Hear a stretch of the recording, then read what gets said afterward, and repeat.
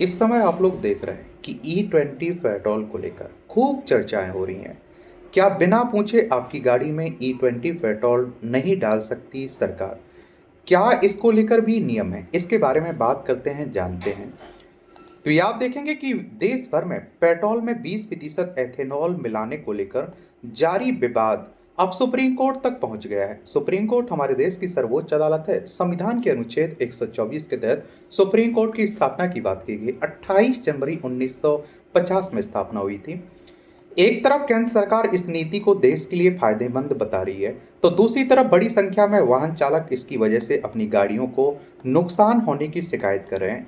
इसी विवाद के बीच सुप्रीम कोर्ट में एक जनहित याचिका दाखिल की गई और जिसमें ग्राहकों को यह जानने और चुनने का अधिकार देने की मांग की गई कि वह किस तरह का पेट्रोल भरवाना चाहते हैं।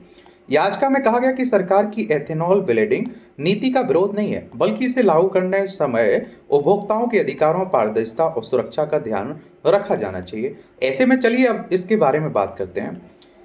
किसने दायर की याचिका? यह जनहित याचिका अधिवक्ता नरेंद्र मिश्रा ने दाखिल की। याचिका में मांग की गई कि हर पेट्रोल पंप पर फ्यूल डिस्पेंसिंग नोज और बिल दोनों पर यह साफ साफ लिखा होना चाहिए कि पेट्रोल में कितने प्रतिशत एथेनॉल मिलाया गया। याचिकाकर्ता का कहना है कि बिना उचित जानकारी के दिए एथेनॉल मिश्रित पेट्रोल, खासकर E20 बेचना उपभोक्ता के अधिकारों का उल्लंघन है, क्योंकि कई पुरानी गाड़ियां इसी फ्यूल के लिए बनी ही नहीं थी। याचिका में यह भी मांग की गई कि जिन गाड़ियों पर ज्यादा एथेनॉल वाले मिश्रण का बुरा असर पड़ सकता है, उनके मालिकों को सादा यानी कि बिना मिश्रण वाला पेट्रोल खरीदने का ऑप्शन भी दिया जाए। याचिका में यह भी साफ किया गया है कि यह याचिका सरकार की पर्यावरण अनुकूल एथेनॉल नीति का विरोध नहीं करती है, बल्कि इसे लागू करने में पारदर्शिता और उपभोक्ता सुनिश्चित करने पर जोर देती है। क्या बिना पूछे E20 पेट्रोल भरा जा सकता है?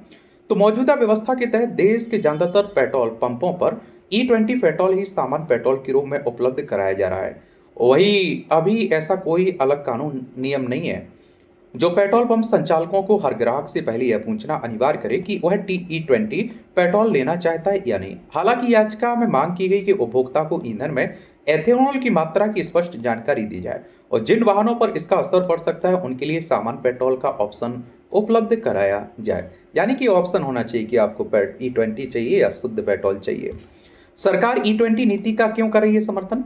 केंद्र सरकार का कहना है कि एथेनॉल ब्लेंडिंग प्रोग्राम देश की ऊर्जा सुरक्षा मजबूत करने, कच्चे तेल के आयात को कम करने, प्रदूषण घटाने, किसानों की आय बढ़ाने की दिशा में एक महत्वपूर्ण कदम है।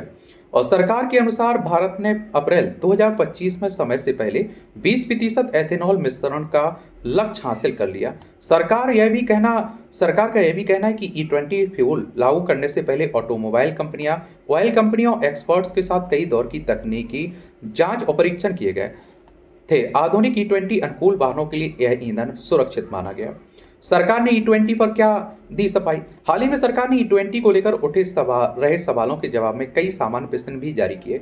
सरकार के अनुसार कुछ वाहनों में माइलेज में लगभग 3 से 5% तक की कमी आ सकती है, लेकिन यह ड्राइविंग स्टाइल, वाहन की सर्विसिंग, टायर प्रेशर, अन्य कारणों पर निर्भर करता है। सरकार का दावा है कि E20 की ऑक्टेन रेटिंग ज्यादा होने से आधुनिक इंजन में बेहतर दहन और स्मूथ एक्सेलरेशन और कम प्रदूषण जैसे फायदे भी मिलते हैं। बाकी आप लोग क्या सोचते हैं? अपनी राय जरूर दीजिएगा आप लोग। धन्यवाद।